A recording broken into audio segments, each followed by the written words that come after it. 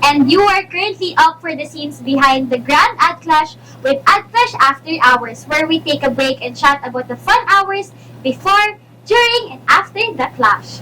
Pero bago ang lahat, guys, make sure na nakafollow kayo sa aming mga social media accounts, Grand Ad Clash on Facebook and YouTube, Grand_Ad Clash on IG, X, and TikTok, and of course, our newest domain, our Grand Ad Clash website. Visit us at grandadclash.com. And if you already hit that like and follow button and kung na-visit nyo na yung bago naming website, then sit back at makijive na lang kayo sa ating kwentuhan because today, it's Ad Clash After Hours Episode 2, Anong Say ng Mga Experienced?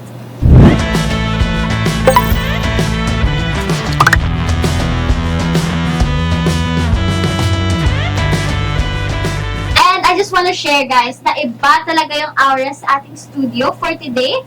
It's very sunny outside and bright na talaga nakaka-motivate na bumangon at kumilos for this episode. And I think na mag-agree ang ating mga guests for today dahil I'm sure na ganado silang bumiyahe papunta sa ating sintang paaralan to share their bright experiences na talagang makakapag-ignite ng ating passion to organize events and of course, produce brilliant campaigns. And for today's session, we will talk about our alumni's experiences. Kaya naman, let's all welcome, wag na natin patagalin pa at tawagin na natin ang mga subok na sa larangan at tiyak na may malalim na experiences sa mga pasikat-sikat sa ating AdPR program.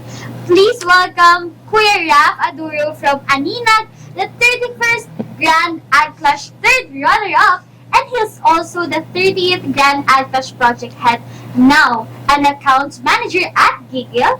Joining him, Ate Krista Mendoza from Agtresibo, 31st Grand Ad Clash champion and the co-project head of 30th Grand Ad Clash. Now, she works as a strategist at IPG Media Brands. Hello, good day po, Ate and Kuya! Hi! Grabe, sobrang thank you, Kuya Raf and Ate Krista, for making the time to be with us today and of course, joining us here at Ad Clash After Hours. Thank you po sa pagpapaunlak ng aming imbitasyon. So, ayan, batiin niyo po muna ang ating AdPR community. Go, ma'am. Ako na muna. Go. So, kamusta everyone? Hi, and thank you for having us and we're very much excited tayo dito sa ating Kwentuhan Chikahan sessions. Yes. And hope na maki-jam kayo sa amin and learn through our experiences as well. Hi! So, yun lang din naman yung gusto kong maiparating sa mga manonood nating AdPR students na kahit medyo chikahan session siya, is marami pa rin kayong matutunan and ma-apply. Ayan. Thank you so much po again. But again, before we start our chikahan session, magkakaroon muna po tayo ng konting kamustahan. Siyempre, gusto po naming malaman, lalo na ako, gusto ko malaman kung ano po yung ginawa nyo for preparing for this day, for this interview, kasi may nakikita po akong bling-bling. So, nung Ayan. chinat pa lang ako na mag-guest daw ako for this. So, sabi ko, sige, magkapa-nails din ako. And, ayan, so ready ako for this day talaga. Akin kasi, nung na-receive ko yung chat na yun, may sakit na ako. Tapos kahapon, medyo lumala siya. But, as I say, padayon, laban lang. So, pinower through natin today. And here I am with you guys. And, of course, my beshi, si Krista, of course. I'm glad na okay na po kayo. And of course, ang ganda po ng nails nyo. Thank you so much sa Nail Tech. Ayan, very well prepared na sila.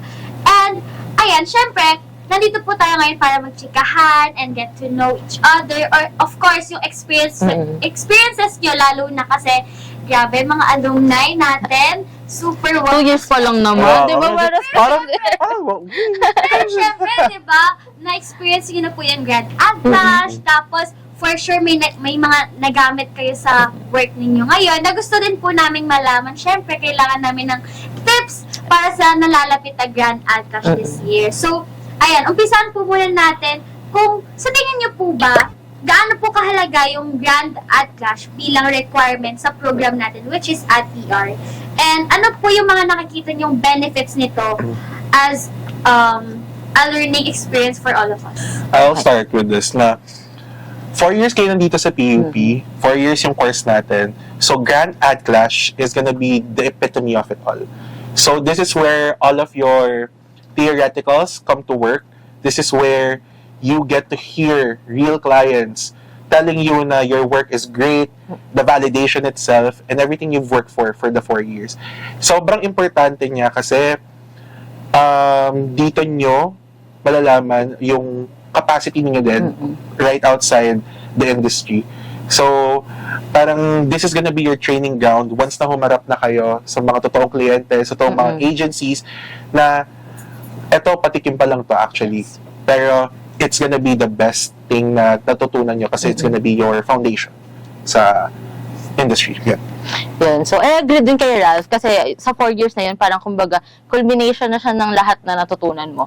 And para sa akin, hindi lang siya basta competition kasi based on experience din nung in-interview ako sa ina-apply akong work, syempre tinitignan nila yung credentials sa CV, tapos syempre dahil bigating clients din yung mga pinapag-presenta natin, yung mga brands natin for Grand Ad Cash. So may hatak din siya kahit papaano. So may maikikwento ka during your interview na may experience talaga ako na na-handle ko itong type of brand na to. So malaking tulong talaga siya. True. Ayan. So, syempre nabanggit nyo nga po na parang training ground talaga siya ng mga ad-year students. For the 4 years na igugugol natin dito sa Sintang Paaralan yung buhay natin, di ba? Syempre, lahat ng pagsubok, madadaanan natin. So, for you guys, ano po yung pinakamatinding pagsubok na na-experience nyo nung college days nyo na parang ngayon nilulook back yung parang wow, tarang nabuo niya ako, parang madami akong natutunan doon. Ganun. Grabe naman ang success. Grabe naman. Grabe. Grabe lang, di ba? I think one thing's for sure, yung batches namin, kami yung mga batch na nakaranas ng hybrid. So, first year online, second year, third year, naging online kami purely. Tapos, fourth year, ito na yung hybrid. So, there were a lot of adjustments to be done, especially kung paano kami matututo sa mga courses na meron tayo dito, or dito sa mga lessons na meron tayo. Kasi, some lessons might not be as useful pag online ka, and some of them are more pang talagang dito pang harap-harapan on ground yun, on ground. So I think yun yung pinaka naging difficult din, and of course the pandemic really took hit on everyone, especially finances, and kailangan din natin mag-invest kumbaga, para makita din natin at some point, grabe ka, success ka, gano'n. Grabe yung success Step by step. Yun siya. Ayun, so agree din. Kasi yung pinaka-challenging nga doon, imagine mo first year, saglit lang kayo nag-face-to-face, tapos biglang ang tagal ng panahon na nag-online lang, tapos eventually sasaba kayo sa hybrid na magkasama-sama kayo ulit, tapos parang nasanay ka lang na virtual lang kayo, gumagawa ng campaigns and everything, tapos suddenly, biglang kailangan yung mag-come up ng final output na kailangan, hindi lang basta-basta kasi last requirement na to kumbaga, and you have to give your best talaga. So, ayan, aside naman po doon sa mga challenges or pagsubok na na-experience nyo, ano naman po yung pinaka-exciting and memorable part ng inyong AdCash journey na dapat i-look forward din ng ating mga AdPR community na ma-experience pa lang namin this year or next year? Ako, personally, yung pagkikita na kayo face-to-face, especially during prod work, yung prod days namin. Kasi, yun nga, like you said, online kami usually, and ngayon, magkikita-kita na kami, babandagulan na kami, hindi lang online. So, makikita namin, bakla, pikon si ganito sa amin. Happy naman pala si ganito sa amin. So, it's a different vibes from the usual namin na online. So, yun, prod works, wait mo sila, nandiyan na yung maghahanda kayo, pagod kayo, pero somehow mayroong fulfillment at the end of the day kasi nagawa nyo na yung output nyo, yung idea nyo, it came to life. So, yun yung Saka-relate po ko doon kasi talaga pag prod work, iba yung parang thrill na nabibigay niya kasi parang excited ka talaga doon sa day na yun kasi parang finally it comes out of reality, yung pinaplan nyo, tapos kayo mismo yung magbe-build nun. Plus, nagiging bonding moment din siya with the block itself. Correct. So, parang mas nagiging closer kayo together. And syempre, ilang years pa kayo magsasama So, diba, parang mas magandang opportunity ito to get to know each other well. So, yun. That's true. Speaking of bonding nga dun, kasi parang nag-HQ kami. So, doon kami talagang nagsama-sama na mag-work together. So, para kami comp shop doon kasi doon na nagsa-set up ng mga PC, ganyan yung creatives namin.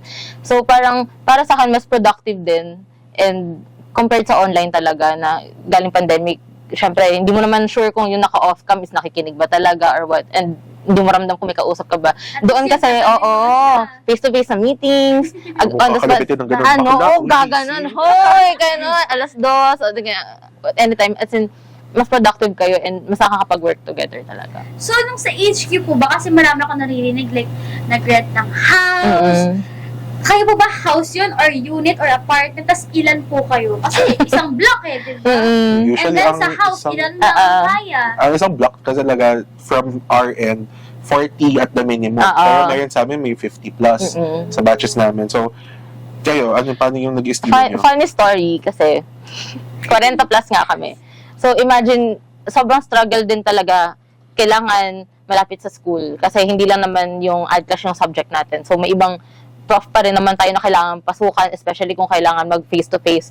So kino-consider din namin yung location talaga. And also yung mga nagpaparenta, usually hindi sila pumapayag ng 1 to 2 months na kayo mag-i-stay kasi may kontrata, ganyan. So yung nahanap namin noong una is parang apartment style siya na 2-floor. Tapos, if I remember correctly, ang sinabi namin dun sa nagpaparenta, 8 lang yung titira. Kasi wala nang papayag na 40 mahigit. Hello, pero in reality, 40. Yun, kaya nakataka na rin yung mga tricycle driver dun sa terminal. Baka parang araw-araw ba may ganap dun? Kasi ang dami nilang hinahatid na sunod-sunod, puno lagi ang tricycle. Tapos eventually, parang yung mga homeowners dun sa subdivision na yun is parang nag-vote sila na paalisin kami. Kasi imagine 2 a.m., kahit sabihin mo nagbubulungan lang kami, kung 40 katao yung kasama doon, Times 40 na maingay. So, ayun, thankfully, kasi may classmate naman kami na taga Marikina na may malaking bahay naman sila na hindi natitirahan. So, kahit pa paano nakapag-rent kami doon. Ayun. Buti pa nga sila, may ganun eh. Sabi talaga, like, pahirapan din kami.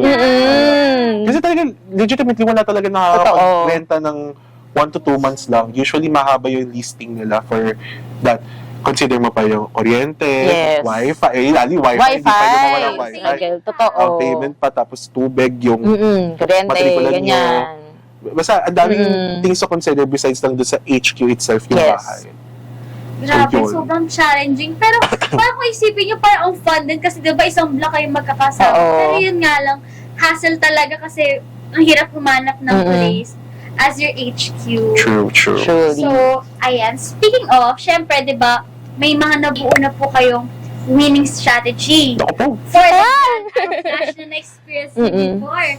May gusto po ba kayong i-share sa amin na baka tips na magagamit namin this year sa mga sasabak na 4th year? And of course, for us na 3rd year students, na next year ay sasabak na rin sa Grand Ad Clash. Dahil kayo ang champion. Hoy! Ayan. Pwede tayo gaganyan. Hindi, pero sige, based on my experience na lang din, you really have to know your campaign first, and you really have to own it. So, kahit naman until now sa work, na-apply ko siya na dahil ito yung idea ko, kailangan ko siyang, alam mo yun, i-prove na ito talaga yung winning campaign or winning idea. And pangatlo is important yung research talaga. So everything must be backed by research. Hindi basta-basta pwede na mag-claim ka lang na ganito, ganyan. And pang-apat is dapat tahi, magmula umpisa hanggang huli yung campaign nyo. Kasi may mga client talaga na madutdot na akala mo hindi sila nakikinig, pero in reality, bakit can you go back to this previous slides? Bakit ganito yung claim nyo? Tapos hindi tumatahi or hindi naglaland dun sa last point nyo. So, importante na alam nyo yung campaign nyo na kahit nakapikit kayo, especially sa presenters, na hindi pwedeng isa lang yung nakakaalam ng buong campaign. So, parang anytime na hindi niya masabi yung part niya, may willing and alam kung ano yung sinasabi for the campaign during presentation. Kami, I think, one thing's for sure, you have to make sure na tahi lahat ng Yun mga... nga nasabi ko. Yes. Tahi Kasi, talaga. starting from the research na meron na kayo big idea and then meron na rin kayong creatives on that, it has to show everything. Yes. Like, kailangan, okay, ito I relate dito, at tas ito relate dito. Kasi, otherwise, ano yun? Like, Diba saan nang galing yung kinlay mo kung ano? ba't kami ganito? Pero bakit parang hindi naman relevant dito? So, I think yun yung pinaka-winning strategy for na we can give. Yes. Na make sure lang din talaga na tayo. And also, knowing na kayo ay mga juniors namin, technically pa din speaking, pwede kayo mag-reach out sa mga ate at sa Yes. kuyas nyo. Kasi I think yun din yung ginawa ng majority of us Actually. na nag-reach out kami sa kanila. Sa tingin nyo ate, okay po ba to? Sa tingin nyo po ba kuya, okay ba to? I think asking for advices and asking for different perspectives as well can help you parang think na parang hindi kayo makukulong. Yan, most likely, hindi kayo makukulong dun sa idea nyo. Kasi nga, baka kailangan nyo rin ng wake-up call from time to Actually, time. kasi na, iba yung feeling mo baka maganda Oo, na para totoo sa'yo, eh. pero sa Parang perspective ng powerful iba, din. hindi. Kailangan Oo. ma-justify on both ends. Totoo. So, giving another point of view from your campaigns will help as well to win in your ad clash. Bro. Yes, tama. So, ayun nga, sabi niyo pa parang minsan parang hindi nagkakasundo on both parties or both ends. May time po ba na hindi nasunod yung original plan nyo? And kung yes man, ano po yung natutunan nyo from that experience itself na na-apply nyo ngayon sa work nyo? Ako meron. Go. Kasi, basta may mga funny stories pa mamaya, sila may madadamit. Pero kasi, weeks na lang before the competition and yung submissions namin ng mga ipacheck kami ng gawa. And then after nun, guys, sorry, lalaglagan muna kay Anil. Char.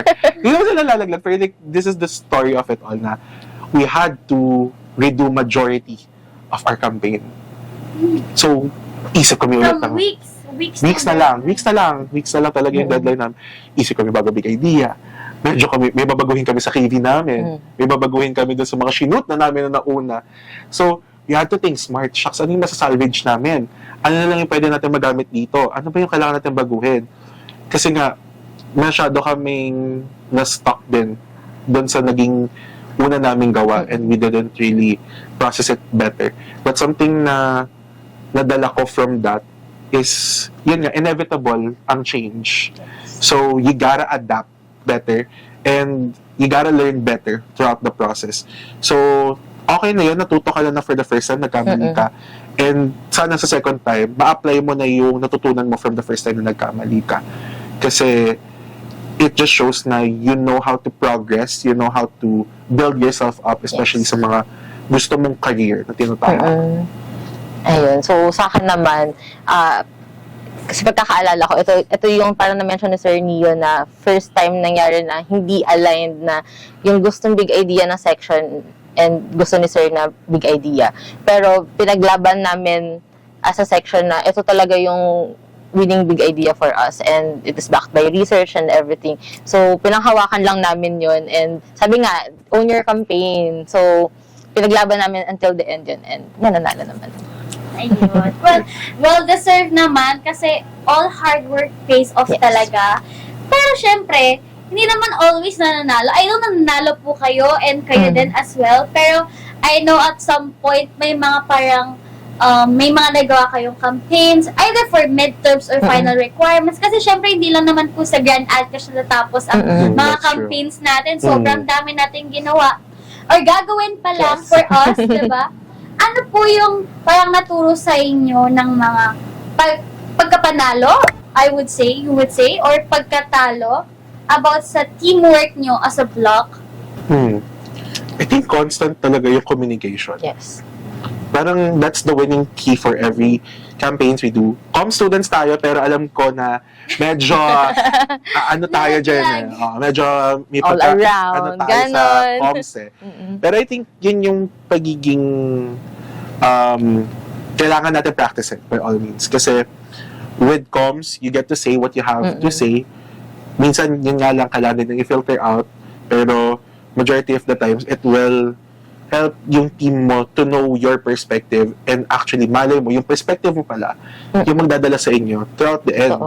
So, kung hindi nyo vinoice out yun, di sayang. Hindi, parang kinimkim mo na lang. Hindi parang wala lang. Tapos, maya maririnig mo, Sayang pinag-cheese yung mo. what if. Oo, hindi mo Yun. nasabi kasi. Yun. So, I think yun din yung madadala nyo pag na kayo, pag nasa agencies na kayo or nasa brands na kayo, na you have to communicate things even if kahit yun nga, sama ng loob mo din minsan pag mo sabihin na, bakit ka magpapaganyang budget? Wala naman tayong pera na ganyan. Tapos ang superficial lang hinihingi nyo. So pag sinabi nyo, at least that's a wake-up call for them. And at least ikaw din, na-voice out mo yung parang opinion mo or yung parang Pero point you have of to view. say it nicely, ha? Baka naman gagang Huwag yun na babardahin mo naman yung ano mo. Tayo dyan. Oo. Ikaw. Sa akin naman, siguro, important, bukod sa communication, is kailangan may, kunyari, ako, let's say sa work ko, tapos na ako sa part ko. Hindi lang doon natatapos yung part ko. I have to talk to everyone.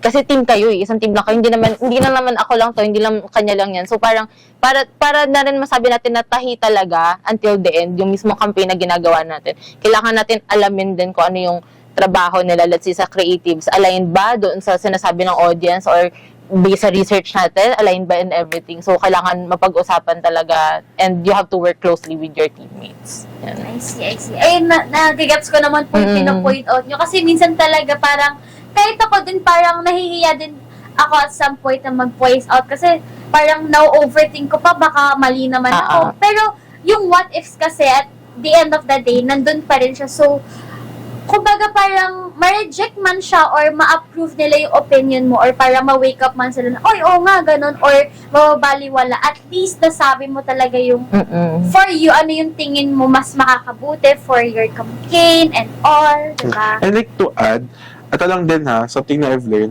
okay lang magtanong kayo ng 8080 question. Alam niyo na ako Yes. ng 8080. Kasi, at least na-clarify sa'yo. Oo. At least nagkaroon ng clarity na sa'yo. Yun kasi yung pinaka-importante doon eh. Ma-clear din sa'yo on your end as a receiver na, ito pala yung gusto. Di okay. Kasi at least, At least, Yes. klaro. at least alam mo. Kaysa naman yung, hala, sige, harabas ka ng gawa. Tapos mali din pala Si gagawin. oo, pero Oo, mali pala.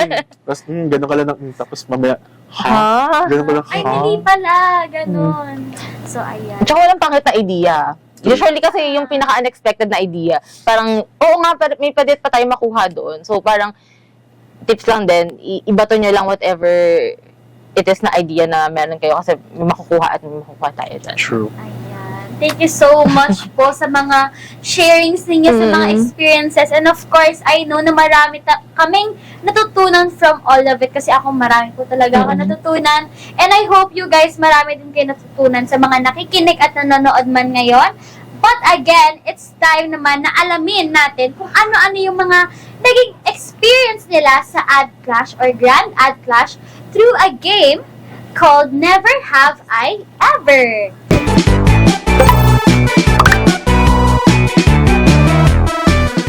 Simple lang naman po ang laro. May sasabihin po akong senaryo at itataas nila ang I have kapag nakaka-relate po kayo sa senaryo na ito. And I have not naman ang itataas kapag hindi nyo pa ito nararanasan, of course. So, handa na po ba kayo, ate and kuya? Hindi, tara na. Tara na, ready na kami. Handa na umuwi? Handa na Maglaro. Joke lang. Yun yung sinasabi dapat, klaro. Klaro. Yes. Natutunan Minalearn na agad. kami, guys. Okay na to, guys. Okay, Pwede na, pasado na. okay game. So, okay. Ito na po. First, never have I ever overnight sa bahay ng kaklase in preparation of Grand Ad Clash. I have. Day 2 a.m. nga kayo, di Totoo, ba? actually. Parang hindi kompleto pag hindi ka nag-overtime. O nag-overtime? Hindi overnight. Parang Sorry, kulang ang nadala Ad Clash na. experience Pero mo. bukod pa po to dun sa HQ Bukod pa dun sa HQ. Oo. Meron din. Nag-overnight Yan naman. talaga. Grabe, hands-on talaga. Lalo ko finals, Hell Week season talaga. Yeah. Ang Hell Week talaga sa PUP ay literal na hell. Hell. Hell Mainit talaga. na Danas nga. talaga Mainit. ang ano. Dama mo na siya sa weather. Dama mo pa siya sa... Lagkit. So, next naman po, never have I ever nasagad ang pasensya sa ka-team or ka-committee. Uy, sino yan? I guess, okay. Pwede ba ibibigay lang natin? To be fair, lahat tao lang kayo. So, Oo. talagang may ano lang din kayo. Valid may naman. capacity lang din talaga kayo to understand people. And kung paulit-ulit, parang, girl, ano ba? Boy, ano ba? Ayan ha. Girl or boy siya. Hindi ko sigurado kasi pero parang, ayun, may masasagad man masasagad. Ako man yun or ibang tao. So, It's normal. it's normal. Yes. Yeah. It's part of the process. Yes, tao ka lang din naman. Para Parang sa maka... work, di ba? Ang daming Oo. ganun. Ay, naku. Gusto ko sa kliyente pala. Uy! Ano, joke lang po. Pero diba, I mean, like, sa outside school, meron nang nangyayaring ganun. Mm. What more sa school, di ba? What more sa Yes. campus, di ba? Of course. Next naman po, never have I ever nagkaroon ng sudden change of plans few days before the event. I think hindi naman may Like, kanina, Oo. nakwento ko din kanina, Few yung weeks. days. Few days lang talaga yun. Tapos, funny enough, nagkaparehas pa kami ng big idea. Yun.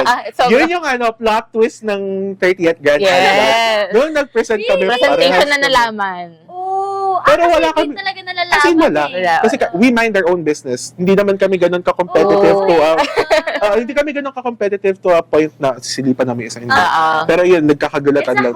It's a healthy competition. Yes. At the end of the day, batchmate pa rin naman Yes. kami. So, And besties, even oh, of course. Actually, Parang wala naman din beef after. no? wala naman. So, pero yun, Ang nagkaroon galing, siya. no? Ano yun? Telepathy po ba yun? Or what? Nagkagulat na lang din Basta on that day. nagkagulat. Parang Basta nagkabulungan gano'n. na lang. Te, parehas tayo. Ha? Di ba parang yun yan? Okay.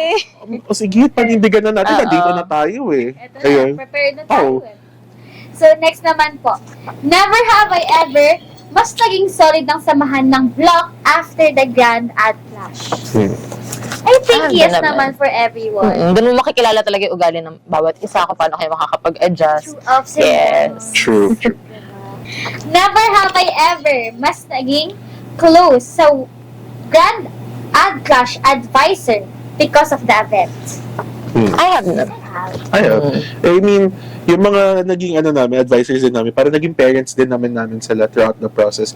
Both yung organizing team kami, and even yung naging participant kami. Participants. So, naging close kami lalo dun sa mga professors na yun. And we get to see their point of views as well. Hindi lang naman kasi strictly na work lang din yung ginagawa niyo. So, parang mas nakikilala nyo rin yung isa't isa na may bonding moments pa rin naman together. So, mas nagiging close din as a class. Saka, I agree po dun sa sinabi na parang parents kasi parang Oo. yung mga nina-nurture na mga baby and then makikita nila kayo, they're fully grown na, alam na nila yung gagawin and better na nanalo pa yung mga babies nila, Yes. di ba? Ayun din, regardless of kung ano yung naging status namin nung panalo nun or hindi, happy sila kasi Yeah, they proud. saw the process naman and they are very much proud of what we've done naman. Yeah, yes, tama.